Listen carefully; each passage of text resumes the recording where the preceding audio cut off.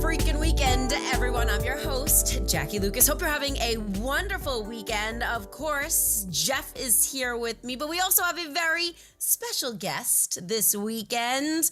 And if we want to say DJ Chef. Hey, it's the weekend. I love weekends. DJ Chef, not to be confused with DJ Jeff by any means. Hey, DJ Jazzy Jeff. That's right. There you go. Little Fresh Prince. Gosh. All right. So everyone's like, DJ Chef, like what is that? That's intriguing to me. Music tell us and a little food. bit. Music yeah, and food. I love it. So tell us about what you do. Yeah, I mean, the name says it itself. Some people still don't get it, but yeah, I just simultaneously cook and DJ, for all kind of special events. These days, it kind of really filtering down to like a lot of bachelorette parties in the Hamptons and special birthdays.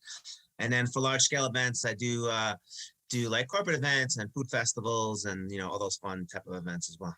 See, like you're taking music and like dancing and then food and bringing it together. And I feel like that's kind of like my jam. I would love to go I would love to go to a part. I'm going to have to hire you, but like, it just sounds like an awesome experience. Like, what kind of food do you cook? It depends on the type of party, obviously the menu for like a 50th birthday is going to be a little different from like a bachelorette party. So I have a little menu selection sheet of signature dishes that you would choose from, like I said, depending on what kind of event it was. Like what? Yeah. Let's see. For adult parties, the hit lately has been my grilled sesame chicken, which I did on never mind, let's talk about it. I did on a news show in the past, but it's a nice dish. It's grilled sesame chicken is usually fried. So I've came up with a recipe where I marinate the chicken, same flavors, grill it high heat. I finish it with like this sesame ginger glazed black and white sesame seeds, but I put that on a bed of wok-seared vegetables, which kind of like julienne vegetables like zucchini, yellow squash, carrot, and then that's going to be over caramelized butternut squash hash. So it kind of has like these unique flavors going. The chicken over the top, sliced up, the glaze over the top, sesame seeds, scallion. And it's been a hit lately. And I kind of matched that up with the first course that I do, this orange glazed shrimp, which we throw in a wok real quick. Boom, boom, boom. Serve it over baby spinach, sesame vinaigrette, mandarin orange. That's kind of like... I'm hungry. I don't care if it's breakfast time. I'm hungry right now. Mark, I got to ask you, I see a Food Network trophy behind you. Can you tell us what that is about? Strategically placed. We're in the office, What did you win that for? I won this crazy show called Cutthroat Kitchen. So it's kind of like... Yeah.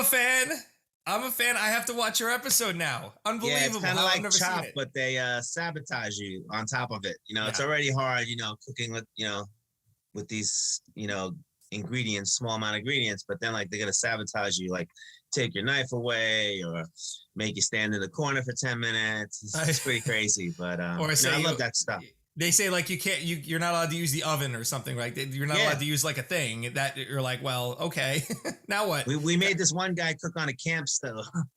Wow. Oh wow. Yeah. That's wild. That really puts your skills to the test then, to be able to. Yeah, I kind of like that. Like I said, I've worked in all kind of crazy kitchens and crazy situations, so I kind of welcome that kind of stuff.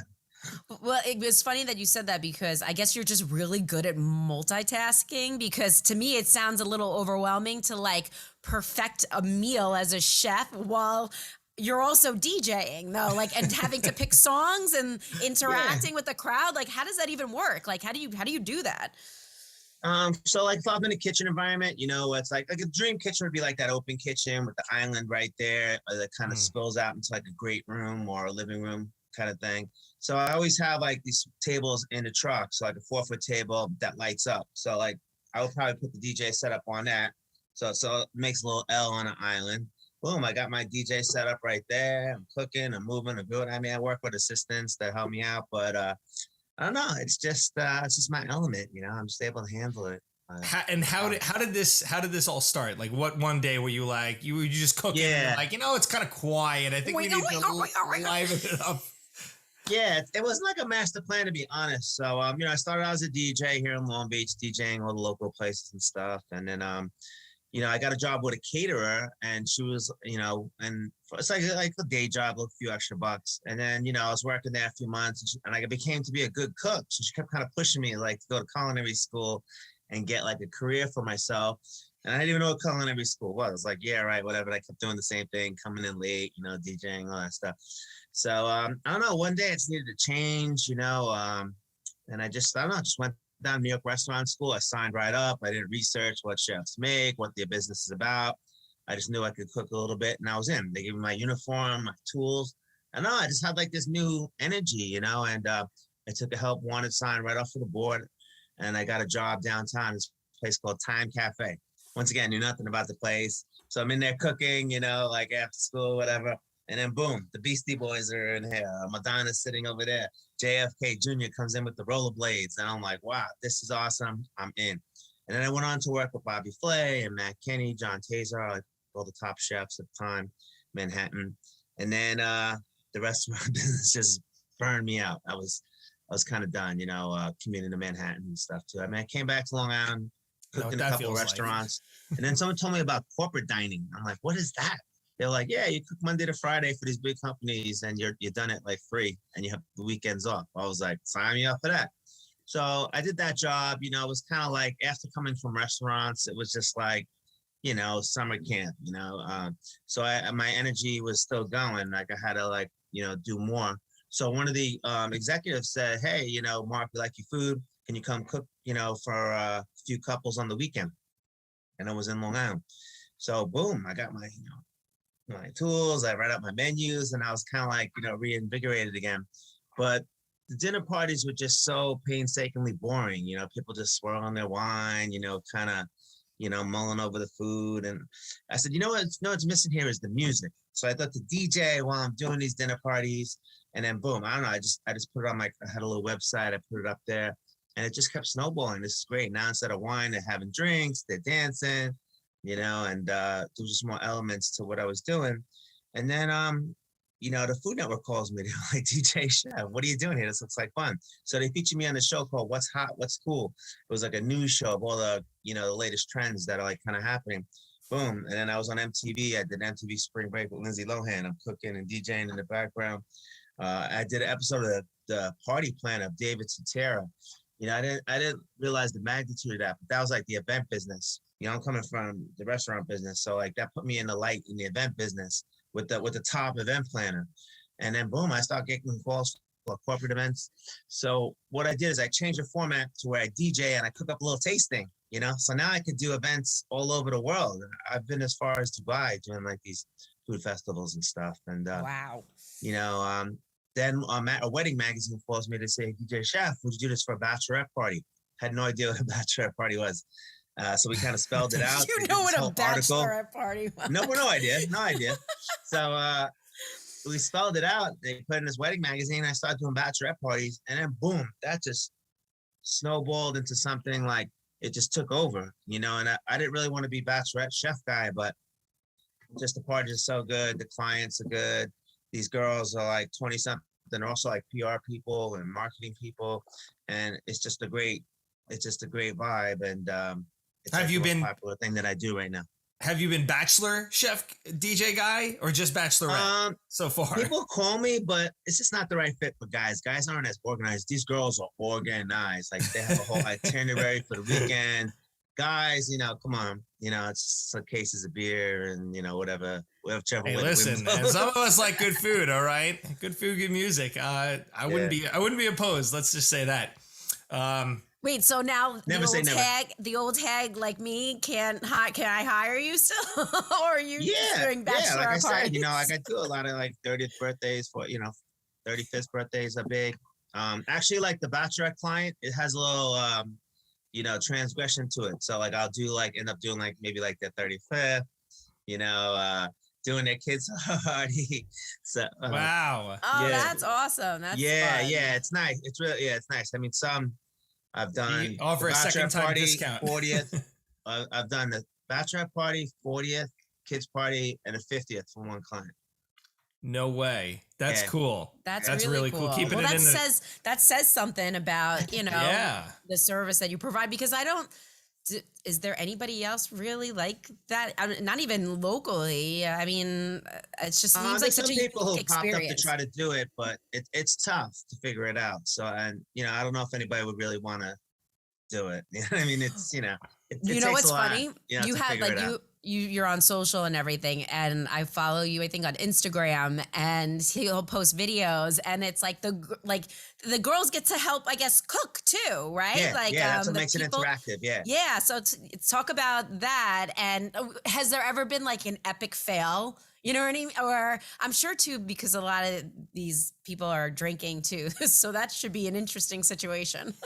Yeah, I play like the conductor role of this whole like organized madness here. But yeah, so what makes it unique and like shines a light on the bride or the birthday person is I get them involved in these cooking, what I call routines.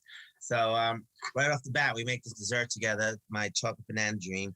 I got them whipping the eggs and I'm playing the diva, whip it good. Everyone's kind of clapping along, they're cracking the eggs, one hand, left hand, two hands at the same time. But yeah, as far as epic fails, I mean, yeah, I've had eggs, all over the floor. The girl, for some reason, wants to like go on tour with the bowl, and they're like, I'm like, and it's spilling all over the place. And then at the end, I do this when the dessert's done. We do this little sparkler candle blast off thing. I make this nice box that has the bling on it. It says DJ Chef Bachelorette on it, and this little blinged out ball with the sparkler candle. So I tell her in the ear, like, just dance behind it. I'm gonna play this little mix, give her like a nice little send off. Just recently, this one bride picks the whole thing up. This thing, like it takes a lot to make this bowl. I got the little bling on it. She takes it up, and then I look this way, and then boom, it hits the table, and like it just, oh man, it was crazy. I couldn't believe she picked it up.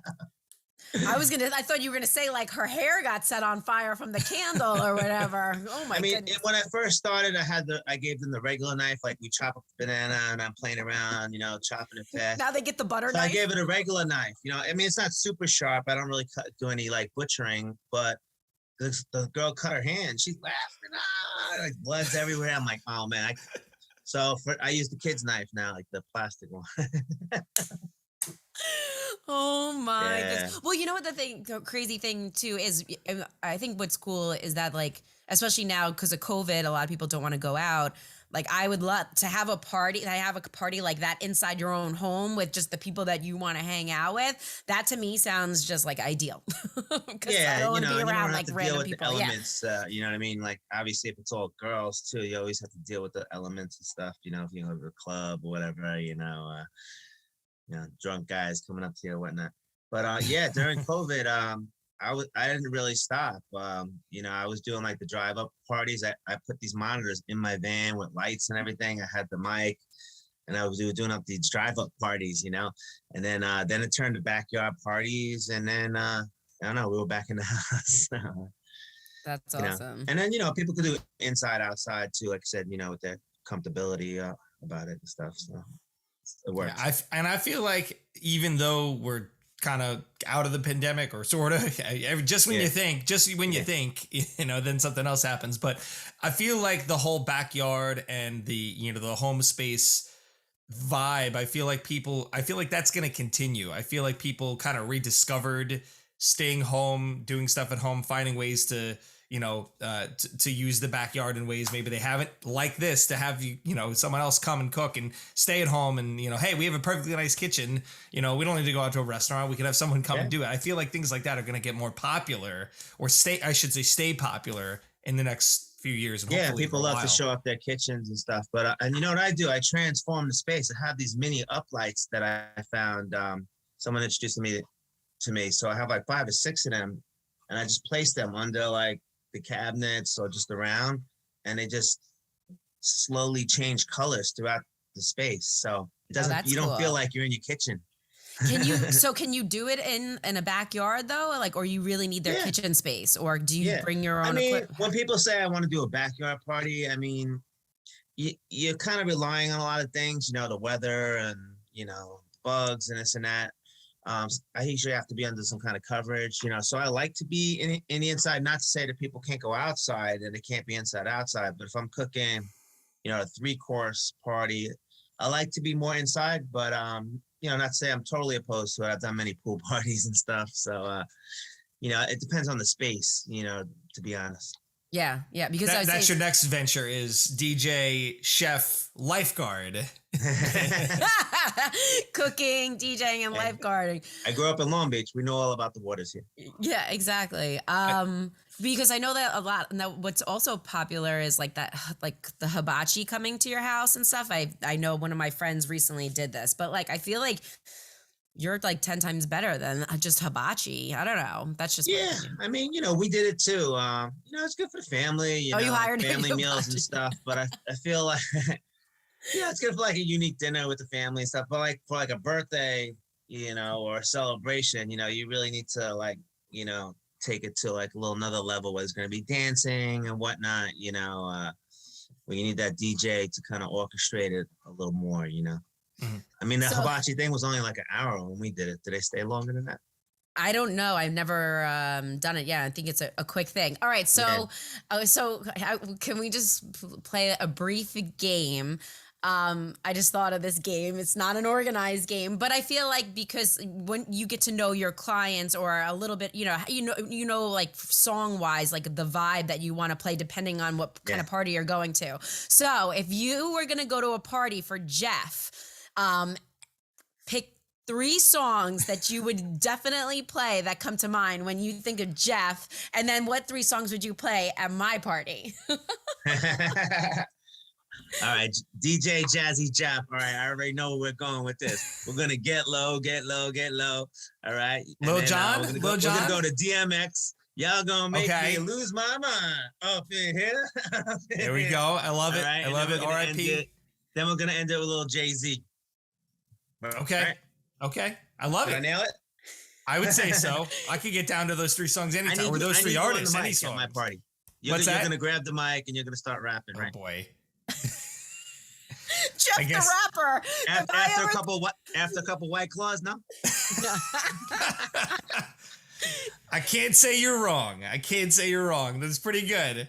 That's pretty good. All right, you gotta do Jackie. Jackie. All right, we're gonna start with we're gonna drop in the Spice Girls, right? I'll tell you what. Tell me what I really. All right. Then we're gonna go into NSYNC and the Backstreet Boys, right? I'll do NSYNC, definitely. NSYNC. Oh, you're team NSYNC? I am, yeah. Actually, Backstreet Boys, like when later on, like their songs, not recently released, but like when they were older, this more recently, I've liked them. But I was definitely back in the day an NSYNC girl. The gap narrowed. For Wait, me. I get a third song. Third song. Oh, she gets a third song. All right. I'd say it's got to be Britney. Really? Okay, I'll take it. Britney will be fun. Yeah. Yeah. No, good, was that not on? No, 90s? I'm 90s? a 90s girl. Yeah, but I also love like I love it. I love anything. I know, like the new stuff, but when I'm DJing, you know what I mean? I like to like just tap into like, the clients' glory days, you know what I mean? Whether it's like college or, like that kind of stuff. I mean, that's where that you got to run background really checks first. I mean, everybody likes new songs that, lean with it, rock with it. But like, once you drop in like that stuff from there, like era of going out to the clubs and hanging with their friends, that's where like the magic happens. And once the White Claws flow, you can get a little creative. Yeah, when the White Claws flow, that's off Celine Dion, all that stuff. There you go. Awesome. I love that. Very cool. Love it. All right, so tell everybody like how they can find you, learn more, get in touch, follow you, all that stuff. Yeah, definitely follow me on Instagram. There's a lot of action that goes on there. At DJ Chef Rocks. And then, as far as booking and stuff, you can just go on my website, djchef.com, just please fill out the form just so I have all the information. And then, I could reach back to you, with the appropriate information. Awesome. I gotta ask you, because I've seen the Jets mug a few times. Big Jets fan? Oh, can I spin this thing around here? It's gonna be like a shrine. Oh no, he's opened a can of worms. See, Jeff, always when I'm trying to wrap things up, We have time. We have a few minutes left. I'm trust me, I'm on the clock today. That's cool. I got the whole man cave downstairs, but I have a mini man cave up here. I have the laptop. I got a little stuff plugged for in. For you YouTube, we're gonna describe it for the. Are you spinning it or no? No, I can't. I have some things plugged in here. Well, we'll take your word I for have the Super Bowl team helmet signed here. I have my sack exchange stuff. I got a whole wall full of stuff. So you like what they did in the draft. What do you think they're gonna make the playoffs this year? I hate to say that with the Jets. Like we're gonna make the playoffs. It's almost like a curse when you say that at this point. But it just feels different. They nailed the draft. Yeah, it just seems like they have a little more confidence. Up top there, and I'm excited. Zach Wilson. You saw flashes, but he didn't have any line. He didn't have any weapons. He's got it all now. So this is the part of the episode where Jackie just completely tunes out. Well, I'm more of a Giants fan, sports. but I love sports. And JoJo plays tackle football, so I'm in it. Tackle football. Yeah. My 9-year-old. You should have seen Mark. You should have seen his stiff arm. This kid. Wow. Jackie sent me a video a couple weeks ago or a couple months ago, and I was like, he stiff armed and runs to the touchdown. I'm like, man, look out, Long Island football. Yeah, I love football. That was my main sport growing up. I went to Joe Namath football camp. Awesome. Yeah, very cool. Yeah. Awesome. You've got many talents, a deep history too. Yeah, we're still playing sports over here. I have a softball team here at Long Beach, and there we go. All right, well, what a way to kick off the freaking weekend by having DJ Chef here. I'm sure that you've got a busy weekend ahead of you, doing parties, but nice weather. I hope so. Yeah. We appreciate having you on. Again, djchef.com. And what is it? What's your Instagram and all that? DJ Chef? At DJ Chef Rocks. Do you have a YouTube channel if we want to watch videos of you in the act of what you do? Yeah, it's DJ Chef Rocks as well. I'm DJ Chef Rocks, on all socials. On everything. Awesome. Well, we appreciate you coming on. Everybody, thanks for listening. And those of you who are watching, enjoy the freaking weekend. Jeff, sign us off. Say goodbye. All right, take care, everybody. We'll see you next week. Have a great freaking